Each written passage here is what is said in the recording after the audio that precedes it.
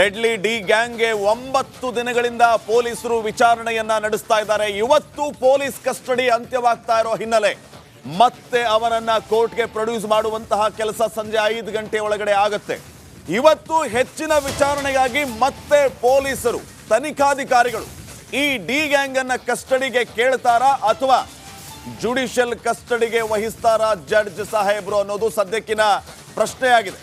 Police custody ಅಂತ್ಯವಾಗಿರೋ ಹಿನ್ನೆಲೆ ಮಹತ್ವದ ಸಭೆಯನ್ನು ಕೂಡ ಕಮಿಷನರ್ ಸಾಹೇಬರು ನಡೆಸಿರೋದು. ಮತ್ತೊಂದು ಕಡೆ ಆರೋಪಿಗಳನ್ನ ಮತ್ತೆ ಕಸ್ಟಡಿಗೆ ತೆಗೆದುಕೊಳ್ಳುವ ವಿಚಾರಕ್ಕೆ ಸಂಬಂಧಪಟ್ಟಂತೆ 1.5 ಗಂಟೆಗಳ ಕಾಲ ಸಭೆಯನ್ನು ನಡೆಸಿದ್ದಾರೆ ಕಮಿಷನರ್ ದಯಾನಂದ್. ಈ ಸಭೆಯಲ್ಲಿ ಪಶ್ಚಿಮ ವಿಭಾಗ ಡಿಸಿಪಿ ಗಿರೀಶ್, ತನಿಖಾಧಿಕಾರಿ ಎಸಿಪಿ ಚಂದನ್, ಸಹಾಯಕ ತನಿಖಾಧಿಕಾರಿ ಇನ್ಸ್ಪೆಕ್ಟರ್ಗಳ ಜೊತೆಗೆ ಸಭೆಯನ್ನ ನಡೆಸಿದ್ದಾರೆ ಕಮಿಷನರ್ ದಯಾನಂದ್ ಅವರು.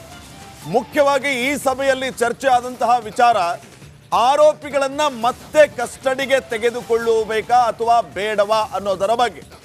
ಈಗಾಗಲೇ ವಿಚಾರಣೆ ನಡೆದಿದೆ. ವಿಚಾರಣೆಯ ಸಂದರ್ಭದಲ್ಲಿ ಹಲವು ಆಯಾಮಗಳು ಸಿಕ್ಕಿದೆ. ಕೆಲವು ಪ್ರಶ್ನೆಗಳಿಗೆ ಉತ್ತರ ಸಿಕ್ಕಿದೆ, ಕೆಲವು ಪ್ರಶ್ನೆಗಳಿಗೆ ಉತ್ತರ ಸಿಕ್ಕಿಲ್ಲ.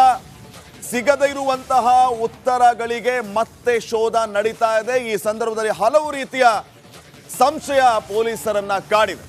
ಇದಕ್ಕಾಗಿಯೇ ಮತ್ತೆ ಕಸ್ಟಡಿಗೆ ತೆಗೆದುಕೊಳ್ಳುವ ಸಾಧ್ಯತೆ ಇದೆ. ನಮ್ಮ ಕ್ರೈಮ್ ಬ್ಯೂರೋ ಹೆಡ್ ಸುನೀಲ್ ಈಗ ನೇರ ಸಂಪರ್ಕದಲ್ಲಿ ಜಾಯ್ನ್ ಆಗಿದ್ದಾರೆ ಮತ್ತಷ್ಟು ಅಪ್ಡೇಟ್ಸ್ ಅನ್ನ ಕೊಡೋದಕ್ಕೆ. ಡೇ ಫಸ್ಟ್ ಇಂದ ಗಮನಿಸ್ತಾ ಇದ್ದೀವಿ ಸುನೀಲ್, ಕಮಿಷನರ್ ದಯಾನಂದ್ ಅವರು ವಿಶೇಷ ಮುತುವರ್ಜಿಯನ್ನ ವಹಿಸ್ತಾ ಇದ್ದಾರೆ ಈ ಕೇಸ್ನಲ್ಲಿ. ಅನ್ನಪೂರ್ಣೇಶ್ವರಿ ನಗರ ಠಾಣೆಗೆ ಹೋಗಿ ಬಂದು ಮಾಡ್ತಾನೆ ಇದ್ದಾರೆ. ಇವತ್ತು ಕೂಡ ಮಹತ್ವದ ಸಭೆಯನ್ನ ನಡೆಸಿರುವಂತದ್ದು ಕಮಿಷನರ್ ಸಾಹೇಬರು. ಈ ಸಂದರ್ಭದಲ್ಲಿ ಕಮಿಷನರ್ ಅವರ ಈ ಮೀಟಿಂಗ್ ಎಷ್ಟು ಮಹತ್ವವನ್ನ ಪಡೆದುಕೊಳ್ಳುತ್ತೆ ಮತ್ತು ಏನು ಉದ್ದೇಶ?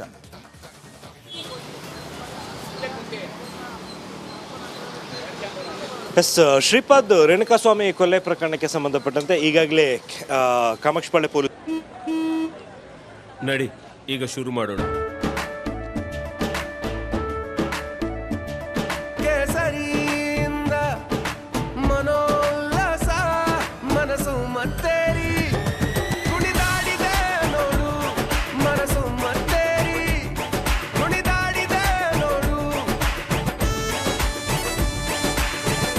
ಕ್ಷಣ ಕ್ಷಣವೂ ಆಚರಿಸಿ ಕೇಸರಿ ಹಬ್ಬ.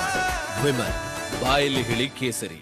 ತನಿಖೆಯನ್ನು ನಡೆಸ್ತಾ ಇದ್ದಾರೆ. ಈ 11 ಜನ ಆರೋಪಿಗಳ ಕಸ್ಟಡಿ ಅವಧಿ ಏನಿದೆ 17 ಜನ ಆರೋಪಿಗಳು, ಅದು ಇವತ್ತಿಗೆ ಮುಕ್ತಾಯ ಆಗ್ತಾ ಇರುವಂಥದ್ದು. ಸೊ ಇವತ್ತು ಸಂಜೆ ಒಳಗಾಗಿ ಅವ್ರನ್ನ ಕೋರ್ಟಿಗೆ ಪ್ರೊಡ್ಯೂಸ್ ಮಾಡಬೇಕು. ಪ್ರೊಬೆಬ್ಲಿ ಇವತ್ತು ಮಧ್ಯಾಹ್ನ 3ರಿಂದ 3:30 ಸುಮಾರಿಗೆ ಎಲ್ಲ ಆರೋಪಿಗಳನ್ನು ಕೂಡ ಕೋರ್ಟಿಗೆ ಪ್ರೊಡ್ಯೂಸ್ ಮಾಡೋ ಬಗ್ಗೆ ಮಾಹಿತಿ ಬಂದಿರುವಂಥದ್ದು. ಸೊ ಈಗಿರುವಂಥ ಪ್ರಶ್ನೆ ಅಂತ ಹೇಳಿದರೆ, ಈ ಆರೋಪಿಗಳನ್ನು ಮತ್ತೆ ವಾಪಸ್ ಪೊಲೀಸ್ ಕಸ್ಟಡಿಗೆ ಪಡ್ಕೋಬೇಕಾ ಅಥವಾ ಬೇಡವಾ ಅನ್ನುವಂಥದ್ದು.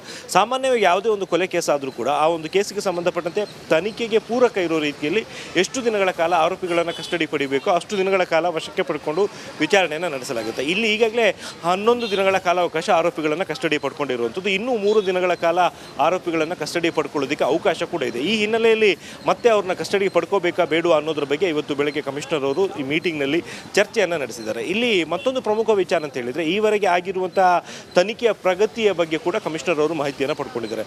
ಆಲ್ಮೋಸ್ಟ್ ಪ್ರತಿದಿನ ಕಮಿಷನರ್ ಅವರು ಅನ್ನಪೂರ್ಣೇಶ್ವರ ಠಾಣೆಗೆ ಬಂದು ಈವರೆಗಿನ ತನಿಖೆಯಲ್ಲಿ ಏನೇನು ಪ್ರಗತಿಯಾಗಿದೆ ಅನ್ನುವಂಥದ್ರ ಬಗ್ಗೆ ಸಂಪೂರ್ಣವಾದ ಒಂದು ಮಾಹಿತಿಯನ್ನು ಪಡ್ಕೋತಿದ್ದಾರೆ.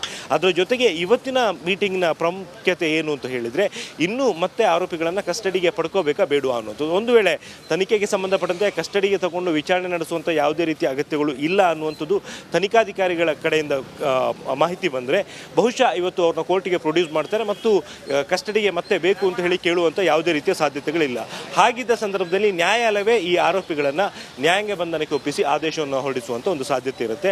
ಹಾಗೇನಾದ್ರು ಆದಲ್ಲಿ ಇವತ್ತೇ ಅವರೆಲ್ಲರನ್ನು ಕೂಡ ಪರಪ್ಪನಗರದ ಜೈಲಿಗೆ ಕಳಿಸುವಂಥ ಸಾಧ್ಯತೆ ಇದೆ. ಆ್ಯಂಡ್ ಈ ಕೇಸ್ನಲ್ಲಿ ಮತ್ತೊಂದು ವಿಚಾರ ಅಂತ ಹೇಳಿದರೆ, ಕೊನೆಯದಾಗಿ ಅರೆಸ್ಟ್ ಆದಂಥ ಧನರಾಜ್ ಸೇರಿದಂತೆ ಇನ್ನೂ ಕೆಲವೊಂದು ಆರೋಪಿಗಳ ವಿಚಾರಣೆ ಮತ್ತು ಮಹಜರು ಪ್ರಕ್ರಿಯೆಗೆ ಸಂಬಂಧಪಟ್ಟಂತೆ ಕೆಲವೊಂದು ಪ್ರೊಸೀಜರ್ಸ್ ಬಾಕಿ ಇರೋದ್ರಿಂದಾಗಿ ಅವರನ್ನು ಮಾತ್ರ ಕಸ್ಟಡಿ ಪಡ್ಕೊಳ್ಳುವಂಥ ಒಂದು ಚಾನ್ಸಸ್ ಕೂಡ ಇದೆ. ಇನ್ನೂ ಕೂಡ ಈ ಸಂಬಂಧಪಟ್ಟಂತೆ ಕಮಿಷನರ್ ಅವರು ಚರ್ಚೆಯನ್ನು ನಡೆಸ್ತಾನೆ ಇದ್ದಾರೆ. ಈಗಾಗಲೇ ಸೈಬರ್ ಸೇರಿದಂತೆ ವಿವಿಧ ಅಧಿಕಾರಿಗಳ ಜೊತೆ ಚರ್ಚೆಯನ್ನು ನಡೆಸಿ ಈವರೆಗೆ ರಿಟ್ರೀವ್ ಆಗಿರುವಂತಹ ಡಾಟಾಗಳು ಮತ್ತು ಏನೇನು ಟೆಕ್ನಿಕಲ್ ಎವಿಡೆನ್ಸ್ಗಳು ಸಿಕ್ಕಿದ್ದಾವೆ ಅದೆಲ್ಲವನ್ನು ಕೂಡ ಕಮಿಷನರ್ ಅವರು ಪರಿಶೀಲನೆ ಮಾಡಿ ಅದಕ್ಕೆ ಸಂಬಂಧಪಟ್ಟಂತೆ ಕೆಲವೊಂದು ಸಲಹೆ ಸೂಚನೆಗಳನ್ನು ಕೊಟ್ಟಿದ್ದಾರೆ ಅನ್ನುವಂಥದ್ದು ಮಾಹಿತಿ ಸದ್ಯಕ್ಕೆ ಸಿಕ್ಕಿರುವಂಥದ್ದು. ಶ್ರೀಪಾದ್.